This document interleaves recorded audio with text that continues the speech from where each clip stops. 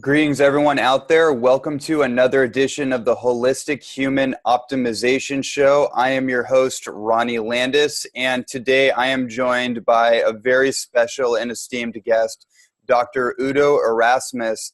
And this individual is truly a legend and a pioneer in the holistic health and nutrition world. And I've actually been following his work for almost 10 years. And I was introduced to his work by, I think he wrote the tome on the book around fats and all the different kinds of fats and the whole conversation of fat, really, dietary fats specifically, fats that heal, fats that kill.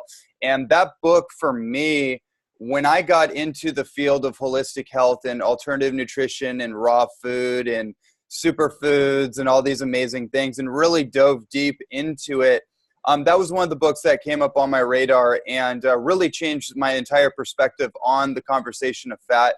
It's an interesting conversation. It seems to be an endless rabbit hole, so many different opinions and perspectives.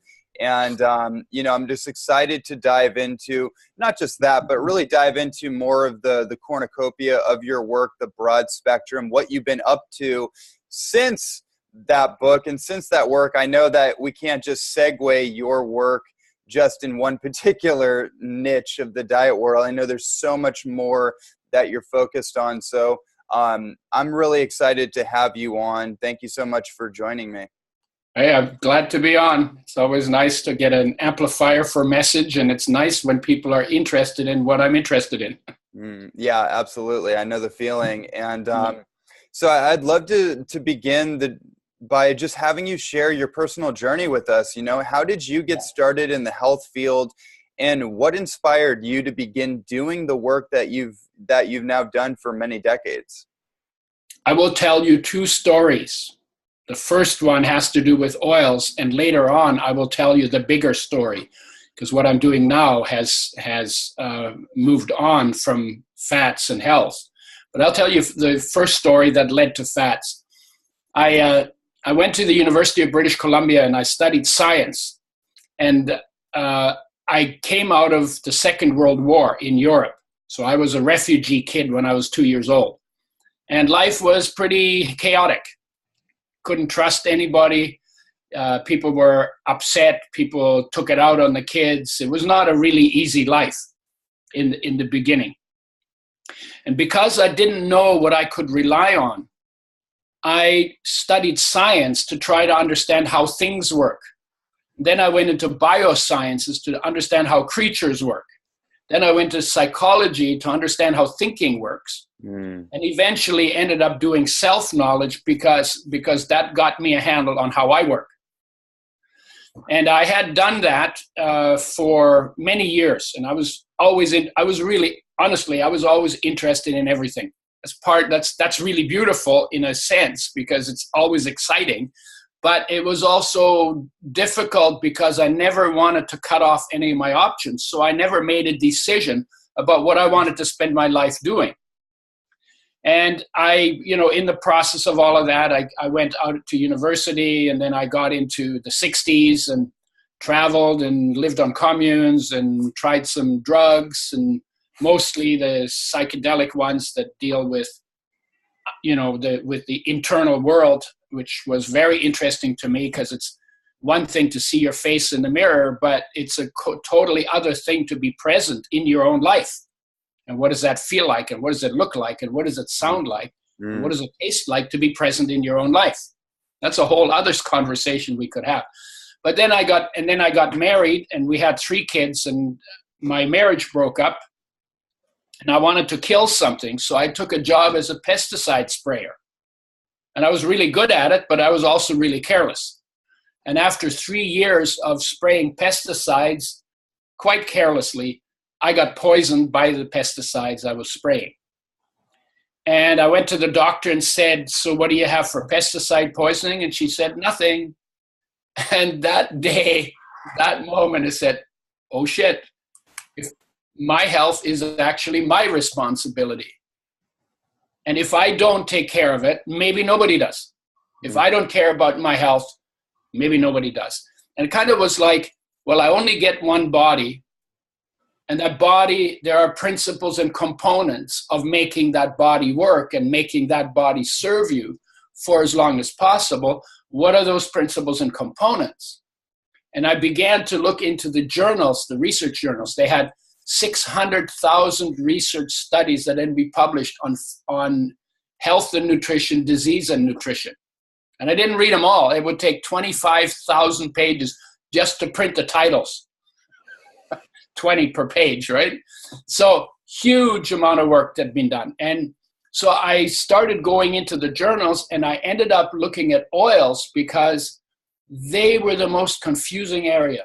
And it turns out, and I didn't know that when I went to university, because everybody was interested in DNA, RNA, and protein, because the genetic code had been broken. They could figure out how it worked, and then they could, so everybody was interested in that. Nobody was interested in lipids, fats and oils, because there wasn't this elegant principle that governed genetics and then how proteins are put together and the ribosomes and all of that. So that was, all my professors didn't like lipids. And so I didn't like them either. But then I started reading, and I realized the essential fatty acids, which are the nutrients from fats or oils that we cannot make but have to live and be healthy, that they are the most sensitive of all of the nutrient molecules on the planet. And they should get the most care in order to unfold their benefits. But the truth is, we give them the least care. There's nothing we throw in the frying pan and turn into smoke. We do that with the most sensitive, so they're damaged by those processes. And when they're damaged, they turn into something that came from nature, that life made a genetic program to work with, turn into something that never existed in nature, for which, therefore, life never had to make a program to break them down or to get rid of them. And so what then happens is they accumulate, they get you inflammation, because the immune system says, what the hell is this? And then it tries to figure out what to do with it. And it's very slow to get rid of them, because they'll come off out of your skin, and they'll come out with the inside of your digestive tract shedding all the time. And maybe you can sweat a little bit of them out, and maybe the liver, but some of it is like messy stuff. Mm-hmm. And when you put them in faster than your body's able to get rid of them, then you obviously, they're going to accumulate in your body, and you're going to get symptoms from that, because they don't belong in the body. They take up space in the architecture of the body that other things should be there. And then other things can't do their job. And then something in the body begins not to work so well. And then you do that for 5 or 10 or 20 years. And then you get cancer, and you say, well, I don't know. I did everything, I eat well, and how did I get cancer? Well, yeah, after 20 years of, and the oils, what I realized, the big thing that happened when I was reading, I learned that when oils are made the way industry makes them, they're treated with Drano, with window washing acid, they're bleached, and then they're heated to frying temperature before they go in the bottle, before anybody buys them. And about 1% of the molecules, 0.5 to 1% of the molecules are damaged. If it's damaged 1%, I said to the Oil Chemist Society, I called their scientists and said, why do you do this? It does damage to the oil. Why do you do that? And he said, well, it's only 1%. And, if it's still 99% good, and if you got 99% on an exam, you'd be damn happy, wouldn't you? So I was, when I was in genetics, I got 100% on my exams because I was in love with the topic. So I wasn't as impressed with 99% as he was. But then I thought, well, maybe I'm overreacting. So let me do the math. So if an oil is 1% damaged by industrial processing, this is before you fry it, which creates lots more problems. But in the bottle, before you fry it, it's 1% damaged. 1 tablespoon of that oil. How many damaged molecules do you think you might find in it? 1 tablespoon, 14 grams, 1% damaged. How many damaged molecules do you think you might find in that? It's a question for you, Ronnie. Yeah, I'm trying to wrap my head around it right now. Yeah. So mostly people tell me, 100, 1,000. If they get really daring, they say 1 million. But it's actually 60 quintillion. So you're talking about 60,000, 3 more zeros, 60 million, 60 billion, 60 trillion, 60 quadrillion, 60 quintillion. That is if your body has it's 1 million damaged molecules for every one of your body's 100 trillion cells. I did that wrong. Yeah, it's more than 1 million damaged molecules for every cell in your body. And that's in 1 tablespoon. Most people use 2 to 4 tablespoons. They also put them in the frying pan and damaging them a whole bunch more by light, by oxygen and heat, right? And 1 million, and we learn in genetics that if you want to change gene expression, you only need 2 molecules for a bacteria. Maybe for a human cell, which is bigger, maybe let's say it's 1,000, but you're getting 1 million. You're getting 1,000 times more than what you need to change the way your genetic program works. Well, do you think that would make a difference? Yeah, right? And in fact, more health problems come from damaged oil than any other part of nutrition because of their sensitivity, because of the damage we do, both by industrial processing and by food preparation, and more health benefits from making the oil change that your body makes away from the damaged oils back to oils that are made with health in mind. When I did that math, I had an epiphany.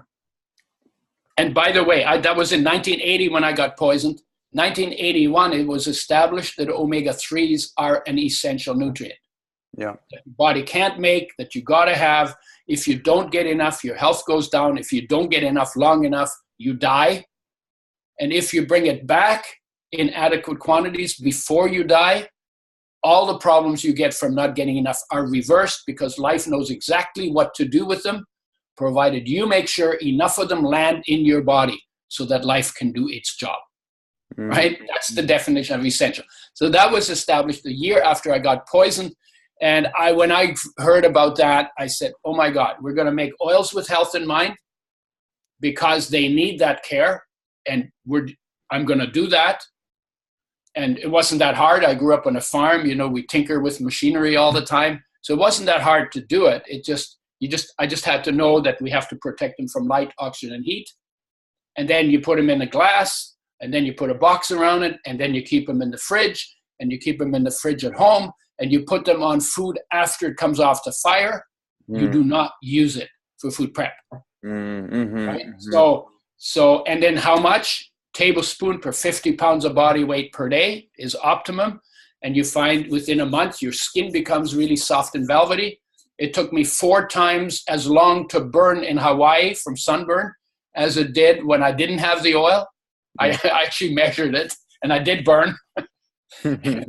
Yeah, I was done for how much sun I can handle, and then my daughter wanted to go snorkeling, and I couldn't say no to her, and I got cooked. Right? But so you get a lot better sun protection if you have enough oil for it to make it to your skin. Your energy level goes up because they increase oxygen metabolism, so it takes you longer to get tired, and you recover quicker. Injuries heal in 1/3 to 1/2 the time. Your brain works better. You notice that after a few months, and your mood goes up because the body actually makes out of omega-3s. It converts them into a whole bunch of different things, and one of them is called endocannabinoids. So protein and omega-3s make cannabinoids. They're the receptors in the brain that when somebody gets high on marijuana, that THC occupies, and then you get high. Well, you can get high without cannabis. Your body is actually made to get high, but you need omega-3s to get it done.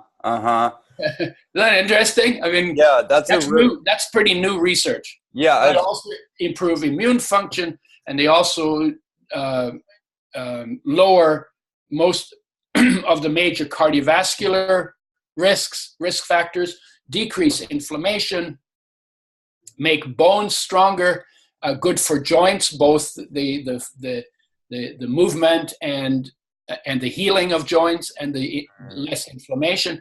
Literally, the research says when you increase omega-3s in your diet, provided they're not damaged and they're not toxic, you can improve virtually every major degenerative condition of our time. Very useful, very important in pregnancy, because the mother has to build two brains. Brains are very rich in omega-3s. And if she doesn't have enough omega-3s in her diet, then the unborn child will take it from her brain.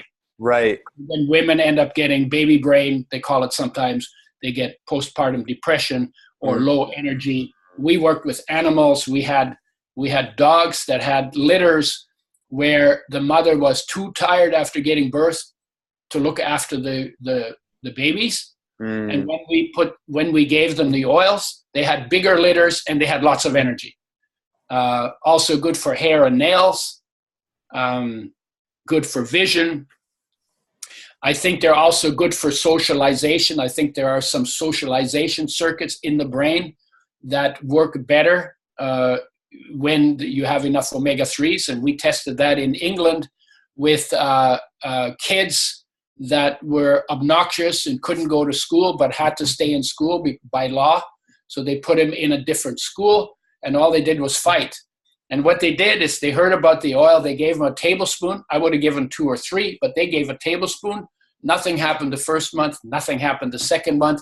And in the third month, their incidents of violence that they had to interfere with because it was going to be bodily injury went down from 84 to 16. Wow. And after that, the violence with these kids in that school stayed down around there. And then not only that, but when new kids came in, it used to be the old kids would beat the crap out of them. And now after this had happened, when a new kid came in, the kids in the school helped them adjust to the new school. Wow. So, and they did no counseling. They were not teaching them any classes. All they did was they give them a tablespoon of Udo's oil, and that's the result they got. It was like 42 kids in the class. And I hadn't, there was no research on it. And I said, there must be socialization circuits in the brain that when they're deprived of essential omega-3s, our socialization is not that good. Now we could give, it might be a good idea to give this to all the politicians in various countries, and they might actually do something together to make the country work better, right? So not only for criminals, for behavior, but also the criminals that run the government. Right. Yes, absolutely. You make some very interesting points, Udo. Like, there's so many things that I could actually touch on. The endocannabinoid perspective is really interesting. That actually just recently came on my radar through a mutual friend who's in the DHA industry, and he brought that to my attention because I've been into CBD and that whole research. So I find that very fascinating. Yeah. The other thing that I thought was fascinating, which brings up another point I wanted to talk to you about, which is this idea of accelerated glycation end products that we're pretty familiar with, like in diabetic circles in particular, which is one of the biggest like age associated issues. But then I came across many years ago a similar concept revolving around lipids or oxidized rancidified fats, like accelerated lipolytic end products, right? And the end products of the fats through metabolism that have been rancidified, have been oxidized, are creating corrosiveness in the body itself. That's right, kind of that basic idea. But I would disagree with that a little bit. Okay. And the main reason why is, like, I understand the glycation end products. And again, it's when you cook foods, right? Especially when you fry foods, the starches and the proteins react and you get all kinds of crazy molecules that life never made a program to break down. When it comes to the oils, they don't go rancid in the body because they fit into that molecular architecture fairly well. Okay. And if you're eating foods that have whole foods, especially plants that have antioxidants, they protect you from that. The body actually makes very powerful antioxidants and anti-inflammatories out of the omega-3s that are the most sensitive of all of those oil molecules. So where the damage comes from is not that they go rancid in the body, is that they got wrecked during processing and food preparation. And a lot of times the problems that people blame on foods should actually not be blamed on the foods, but should be blamed on the processing that damages the foods. And if you look at it, you talked about raw foods at the beginning. Every creature in nature, life's mandate for every creature in nature, fresh, whole, raw, organic food, locally grown, sun-ripe, in season. Right? Right. Every creature eats like that, except for us. There's a hint there. Maybe raw food is not a bad idea. Right. Because when you process them, you lose some of the nutrients, you wreck some of the nutrients, you change stuff. And so the idea of eating the foods the way nature made them, whole food, mostly plant-based, there's no doubt about it anymore, that's how you get the longest life and the best of health. The meat was for warriors. This is in India. The meat was for warriors. It gave them strength. It gave them power.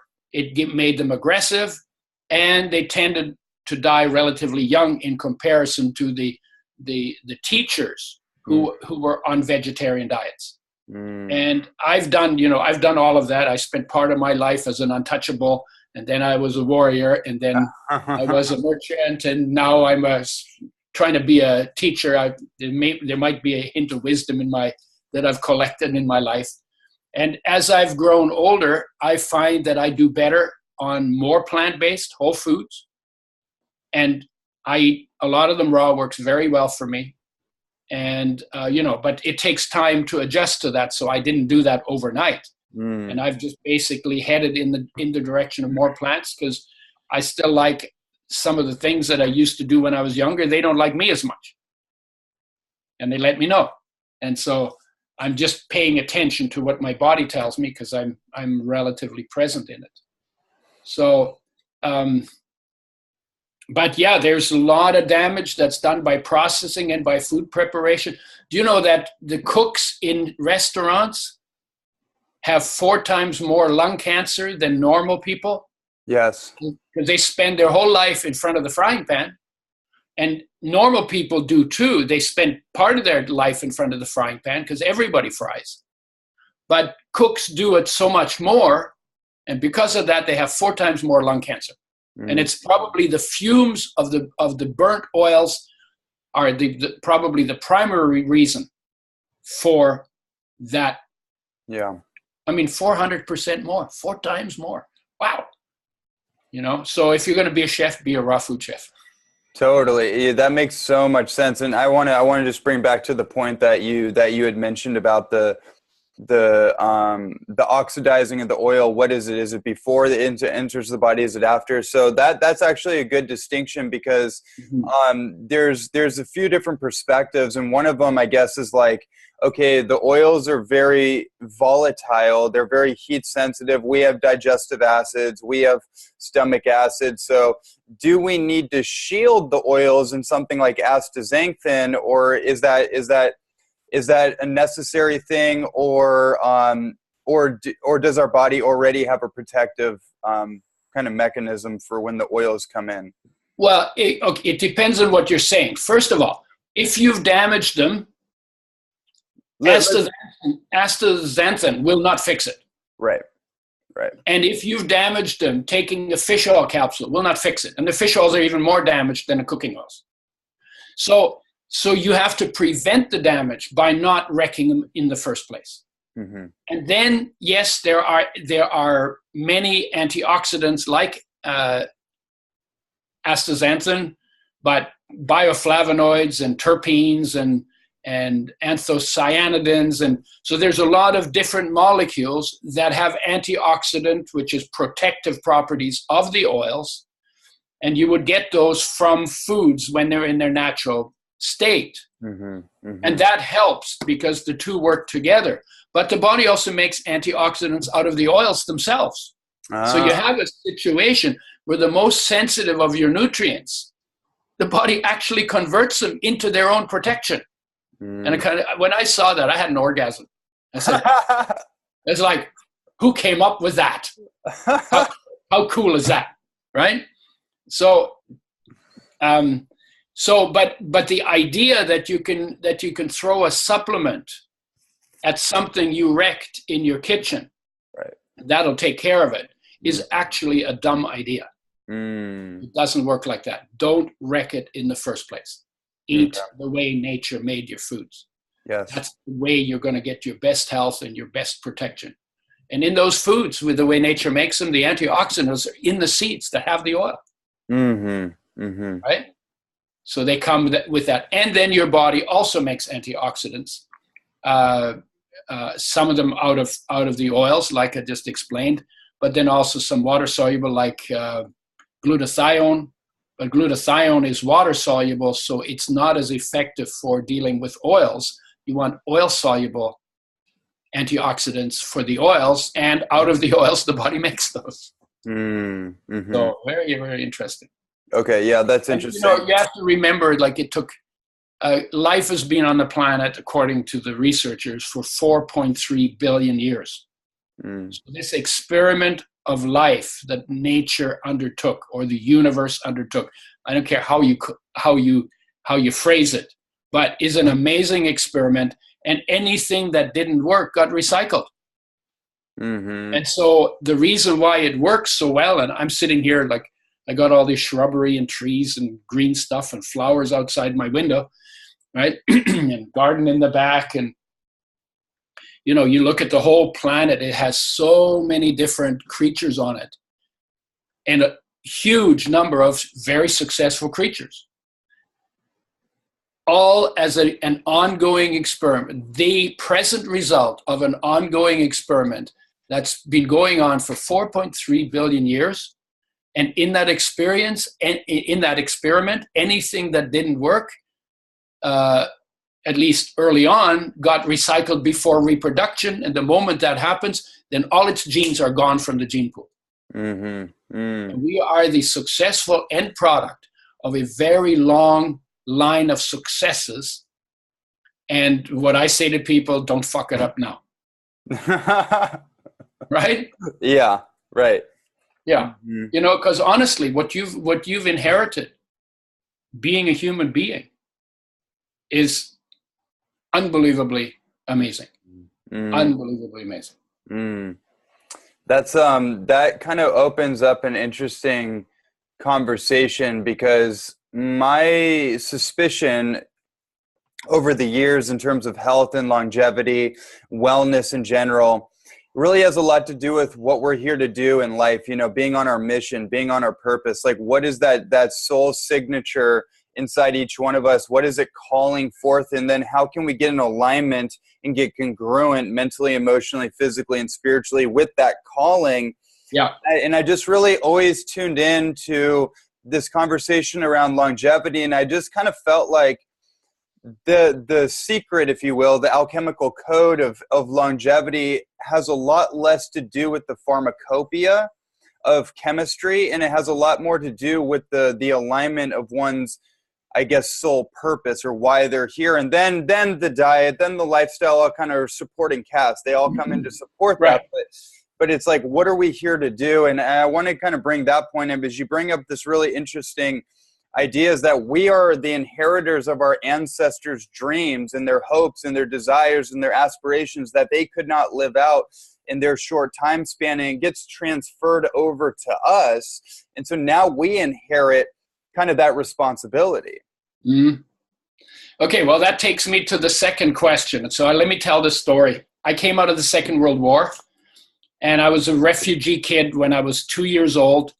And we were fleeing from Poland, which was then part of Germany, where I was born, to West Germany, with the communists chasing us in tanks and trucks, and the Allies shooting at us from planes. I don't remember too much of it, other than the fear and the anxiety and the terror and the chaos of it. And when I was 6 years old, I was in Germany, and I watched adults argue about really trivial stuff. I thought it was trivial. I was 6 years old. I thought it was trivial. and really get into it, and just like yell and argue and, shake their fists and I thought, God, there must be a way that human beings can live together in harmony, and I'm going to find out how. And that's what has driven my entire life. Mm-hmm. And at one point, when my mother asked me to move her dahlia bulbs, and I said, Mom, I don't see that as the purpose of my life. She said, I thought she would be mad. She said, oh, what do you see as the purpose of your life? I said, I'm going to make sense out of how fats affect health. Then I'm going to turn health into a systematically organized, teachable, consumer-friendly field. And then I'm going to do the same thing with human nature. Wow. And that's basically is my track. So what I've done out of that, I told you all the education I got from that. And what I just finished very recently is a book called The Book on Total Sexy Health, the 8 Key Parts Designed by Nature. And in that book, what we've talked about, oils are 2/50th of 1/8 of human nature. So it's a very important, it's the most important physical, nutritional part, but it's a very small part if you look at the whole picture. And the way the whole picture goes is, number one, in the core of your being is an awareness. Within that awareness, there's no content other than peace. Mm. And I'm talking about not peace as an absence of war, but peace as a positive experience. And to get to it, you have to sit still, get quiet, bring your awareness inside, relax, let go as deeply as you can. And when you learn how to do that, and it takes practice to do that, you will discover that there is a peace within you. And that peace is actually not just within you. That peace is already everywhere. The entire universe unfolds in that peace. It is as big as space or bigger. And in that place, that is your foundation for everything. Out of that comes the break of awareness into energy, matter, space, and time. Mm-hmm. The part that we're not clear about, because we know about time and we sort of know about space and we know about matter, but in terms of the energy that is life, the energy within us, that's the second part. And you can see that, hear that, feel that, and taste that energy. Our senses actually measure energy, right? That's what our senses are for. Mm-hmm. Right? Mm-hmm. But inside of us, we can if we know how to bring our awareness inside, our focus inside, we can actually, and in that energy, by the way, is what all of the masters talked about, whether it's Buddha or Christ or Krishna. They talked about that energy. And basically what they said, they didn't say it in those words, this is my words for it. They basically said, you are not a human being. You have a human body for a time. And no matter how well you treat it, one day that's going to end. But what you actually are is the light that runs that show. And that light weighs nothing, is invisible unless you can bring your awareness inside, and runs everything. Mm-hmm. You separate that energy from your body, the body's done, right? And alive means with life, right? When you are alive, you have a body with life. And when you have a body without life, you're not there anymore because you go with the life. You don't end up with the body. The awareness and the consciousness and all of that goes with the life, does not stay with the body, mm-hmm. right? It's mm-hmm. just like observation you can make. So, and then if you pursue the master in you is your life, right? When you get in touch with that master within you, 8 billion people could live their lives lit up from within, because the light's already there. It's a matter of looking into it instead of looking away from it. And in survival mode, we're always looking away from it. What's out there coming at us? Instead of, and we don't need to do that because we are so safe these days, most of the time, that we could actually cultivate the fullness of human existence, just like the master. The master life in you is the same master that we talk about in all the religions. But the religions don't teach us a way to get in touch with the master. But if we're in touch with that, we're lit up from within. We feel so taken care of because life has taken perfect care of every one of us through dramas and traumas and circumstances and change, perfect care of us. And we will feel so taken care of that we don't want to steal other people's shit. And when we stop stealing other people's shit, we can live in harmony. And when we live in harmony, it's just a small step to make sure that every human being's basic needs are met. Because the planet is rich. The issue is not that there isn't enough. The issue is that people feel so discontent from being disconnected from the life that takes care of them that they will hold on to things that they don't even need, like extra money and extra food and extra things, because they fear that if they gave away what they don't even need, they would be even more discontent. And the moment that that issue, that central issue of discontent from disconnection is addressed, then it's like you're sitting with somebody, they don't have food and you got more than you need. You say, yeah, why wouldn't I give it to this person? I know what hunger feels like. Right? Why wouldn't I do that? Because then it's not about, if you have more, you're going to be more. No, because when you get to being with present in your own life, you actually have everything. Right? And then all of that becomes really easy. But it's because we're trying to do it, we're trying to fix the symptoms, we never get to the cause. You can't fix the symptoms without addressing the cause. The cause is our disconnection through our senses. Like when in my mother's womb, I was in that little Buddha space, floating around a little tank, right? In a Buddha space. Nothing to do, nothing to worry about, everything taken care of, protected. So I was safe. And so I was just hanging out. My awareness was at rest inside in life. Then I came out into the world and now I had to get to know the world. And through our senses, we go out into the world. And we end up going from being present inside and absent outside in our mother's womb to being present outside and absent inside. And the disconnection from present inside is where the ache of the heart comes from, is where the restlessness comes from, is where the longing and the yearning and the discontent come from. Because when we are not present in ourselves as well as the world, then there's always going to be something missing and we're geared that the ache of the heart calls your awareness back home inside. That's the whole point of it. It's not about the girl. It's not about grandma dying. It's that the losses on the outside remind us of our original loss on the inside, the loss of our connection to ourselves. Yes. Which is why I say voluntary solitude, very important. That you eat and you go to the bathroom and you put on your clothes and you take off your clothes.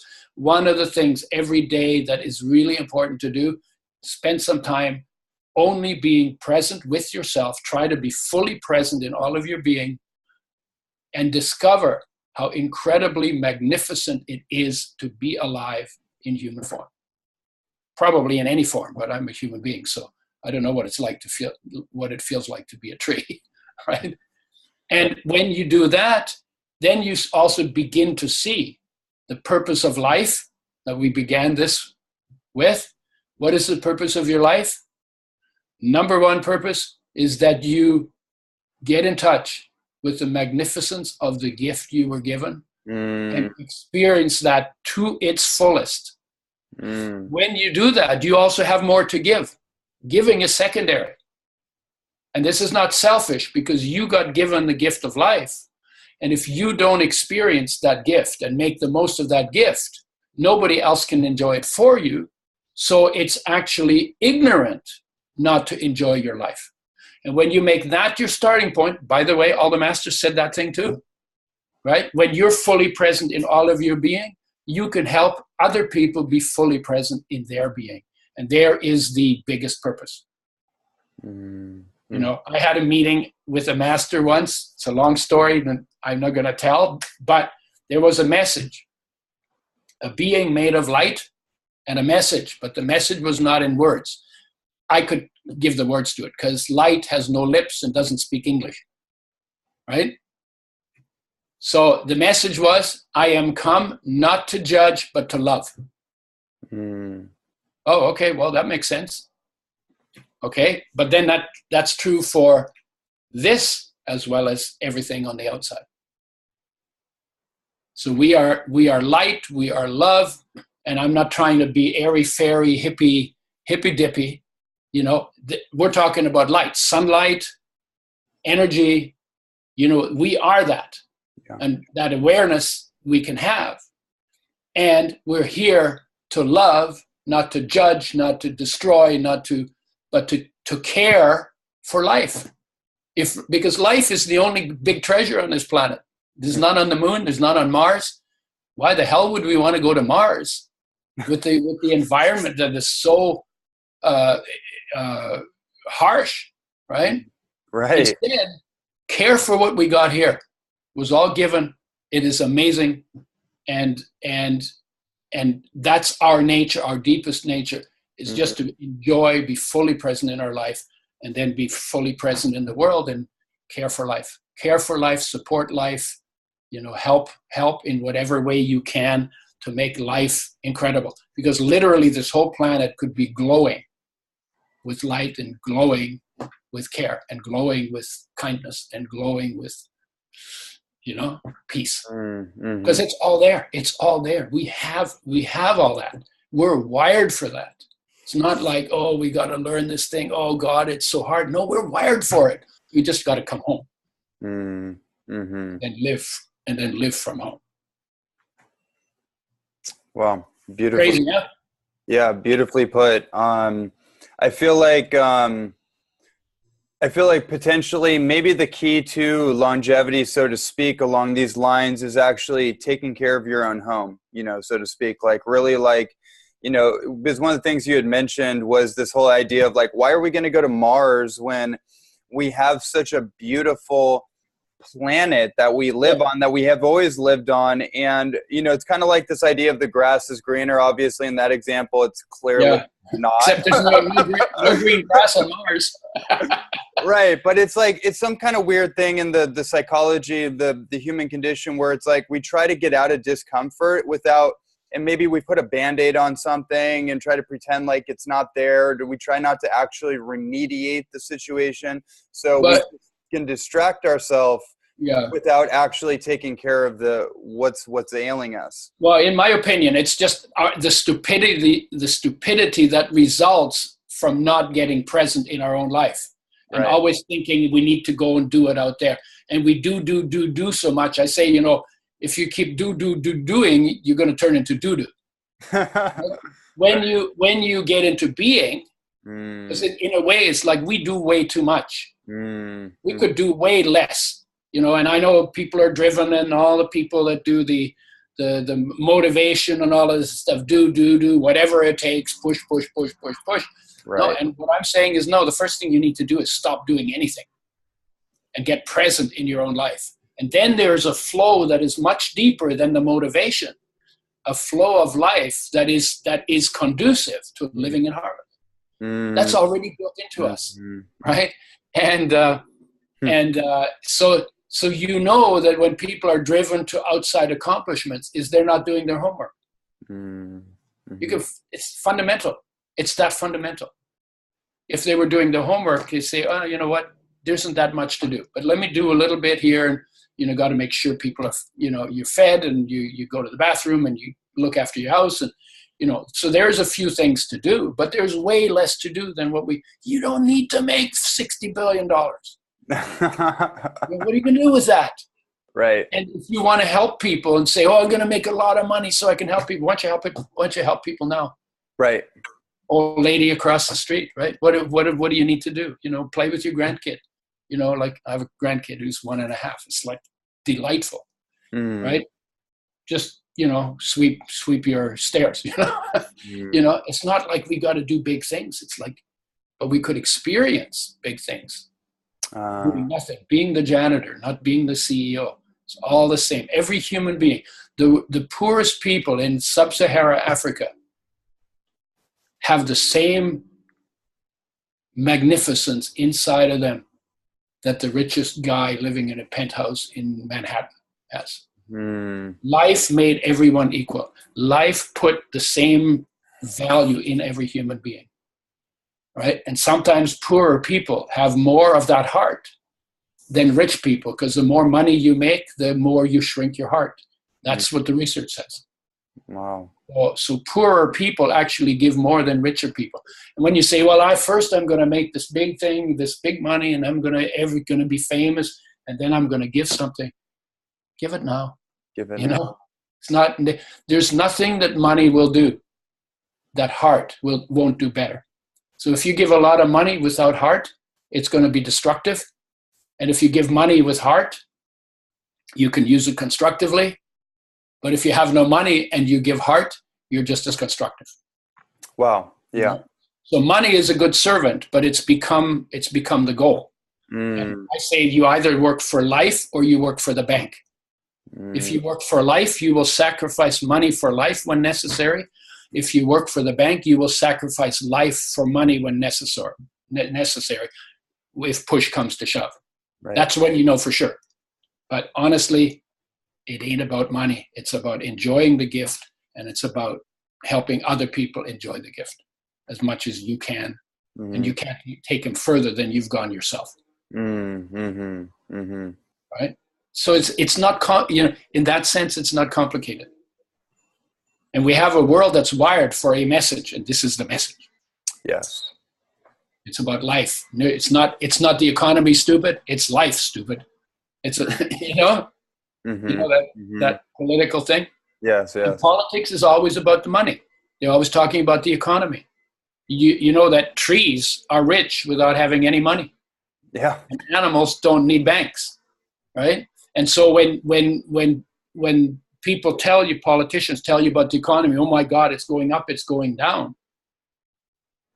They're only when they tell you about the economy, they're telling you how the banks are doing. They're not telling you how you're doing. Right. They're not telling you how the citizens are doing. And frankly, some of the best times have been the worst times economically, because then if neighbors start talking to each other, people don't have jobs, the grass still grows, and, the amount of stuff that they had to do, that we have to do in order to survive is not that great. It's not that big.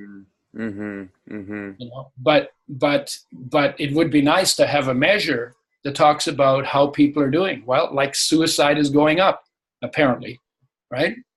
Well, that's how people are doing. That's a measure of how people are doing. And it has nothing to do with the economy is growing, but people are more anxious and more concerned and more fearful of the future than they've been for a long time. Yeah. And it's all manufactured. And it's manufactured because so rich people can make even more money, and they're all working, and they're working for the banks. Somewhere along the line into all of that, there's some wisdom missing.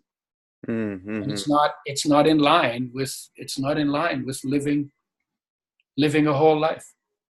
The masters were not rich guys, but the head terrorists are rich guys. The people, the wars are always done by rich countries. They hire poor people sometimes to run the wars, but the idea of having wars and destroying life is a rich man's idea when they get too bored with having too much money, and the money isn't making them happy, isn't making them content. I don't know. This is it's like you look around and say, wow, we're surrounded by, I have everything. What am I complaining about? Right. Yeah, I know, exactly. Exactly. I feel like that's actually really interesting. I feel like the compulsive habit of complaining and everything else that comes along with it is actually what ages us. Like Yes, energetic perspective. yeah. Actually, there's good research that shows that people who meditate live longer. You actually, in meditation, you reverse aging. You reverse aging. Hmm. I'm Hmm. 76. I still run around like a kid. It's true. But I also do that every day. I spend some time in that awareness every day. I spend some time getting in touch with life. Then there's inspiration that comes out of that. Then there's the body. So I do both activity and food, and try to do it in line with nature. Then Hmm. there's social. So that affects your health as well. Then your environment affects your health. And then your big picture, how you are, uh, with living and dying as a small creature in a very big universe. Hmm. All of those have a bearing on health. And if you want if you want to live in total sexy health, then you got to give each one of those 8 arenas its due. And they're all different. They all have a different function. They all have a different nature. They all need a different kind of attention. They all need attention on a regular basis. Each one goes off in a different way, and each one responds to a different kind of intervention. And ultimately, it's about living in line with nature and your nature, where you're going to get the optimum lifespan, but also the optimum experience of whatever that lifespan is going to be. Because you could have a long lifespan and be miserable the whole time. Right. What would be the point of that? Hmm. When To conclude our conversation, this has been amazing, and it's interesting because you've answered a lot of my questions in a roundabout way that I had originally, so I didn't have to ask a lot of things. Yeah. Um, but the last thing I want to just kind of get your take on is, after all these years, what is one or two or maybe three of the really powerful insights that you've had around health that you may feel that most people in the world are missing? Well, okay. I took a year of medicine because I wanted to learn what health is, and they call it healthcare. And within 3 months, I realized medicine's only about disease. So I thought, well, maybe they teach us health later. So I went to the dean. I said, "What is health?" He said, "We don't know. We're working on it." And the problem is they're not working on it. They study disease. How much time do you need to study disease before you know what health is? What I did is I left medicine and I went back into biological sciences, because in biology, you study what it is when it's working. You study normal creatures and all the processes in normal creatures. We're talking the physical stuff, of course. So health is not the absence of disease, just like peace is not the absence of war. Health is a presence.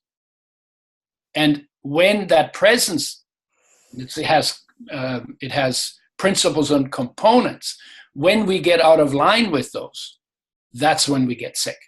So fundamentally, our illnesses, whether they're social or environmental or physical or mental or emotional or any other way, is about living out of line with nature and our nature. And the cure for all of that is living in line with nature and our nature. And that's not very complicated. What does it mean to live in line with your nature? Well, you got to be present in it. Right. You got to be aware. Like if you had cancer and your body was ready to check out, the light in you would not be sick. The awareness in you would not be sick. They'd be so beyond cancer that it's not even funny. The electrons in your body, the protons in your body, the atoms in your body, and the molecules in your body, none of those ever get cancer. Cancer begins at the interaction of molecules. So you get the wrong molecules in there, you're going to get wrong interactions, and then tissues change, and then you start to get cell growth that is abnormal, and you get tumors that are abnormal. but even the atoms in the tumors and the electrons in the tumors are not sick. So fundamentally, even with the worst disease, there's still a lot in you that is healthy. Mm-hmm. Mm-hmm. And if you supported what is healthy in you instead of trying to fight what is sick, then that would probably lead to a cure for cancer. Not probably. It would, it's like these are incurable diseases only until we know how to cure them. Right. Right. And so we have the whole system backwards. We're always looking at what's wrong instead of looking at what's right. We bitch about the problems instead of being grateful for life. And we do that on every part of those 8 parts of nature and human nature. Mm-hmm. That's the problem. The problem is we're looking at it wrong. We need to look at it right. My question is like this. How long do I need to look into darkness, which is absence of light, right? How long do I need to look into darkness before I understand the nature of light? Well, it's never going to happen. How long do I need to look into disease before I understand the nature of health? How long do I need to look into war and destruction before I understand the nature of peace? Well, it's never going to happen. If you want to know what health is, you got to study health, not disease. If you want to know what light is, you need to look into the light. If you want to know what peace is, you need to study peace. And because we don't do that, then we redefine it and say, well, if there's no bullets flying, then that's peace. No, that's not peace. That's a ceasefire. So we need to start looking, we need to focus on what we want and give that our attention and elaborate that instead of giving what we don't want our attention. If you have in the world of the masters, I think it's really interesting. In the world of the masters, the master gets the attention. So a bunch of people come to him, they shut up and they listen. When we do therapy, psychotherapy, let's say, right, speech therapy, the people who got the problem do most of the talking.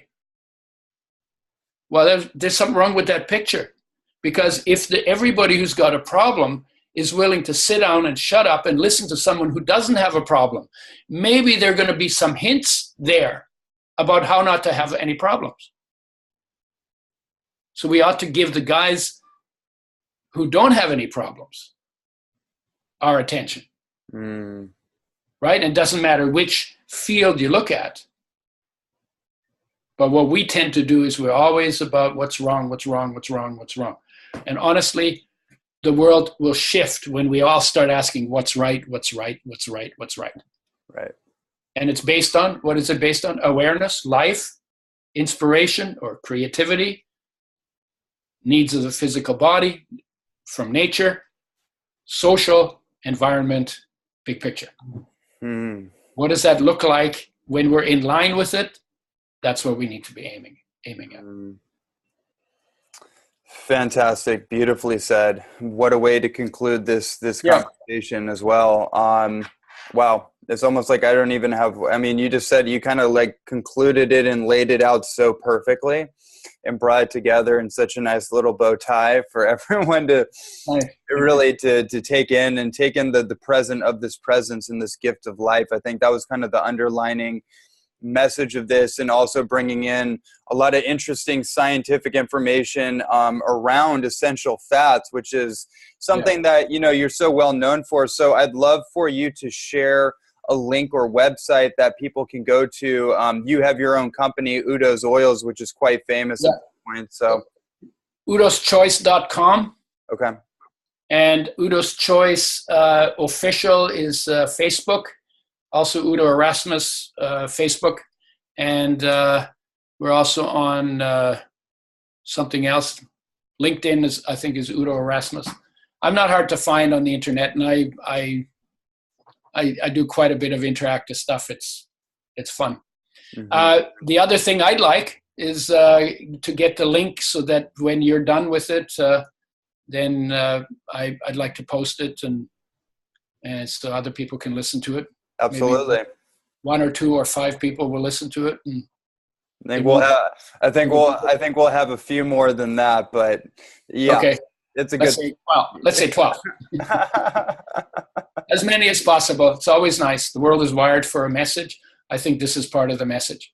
Absolutely. Yeah, absolutely. Well, I want to thank you so much for joining me and joining us and bringing your wisdom and your knowledge and your experience and your heart to this conversation. It's just really an honor and pleasure for me. So thank you so much for joining us, Udo.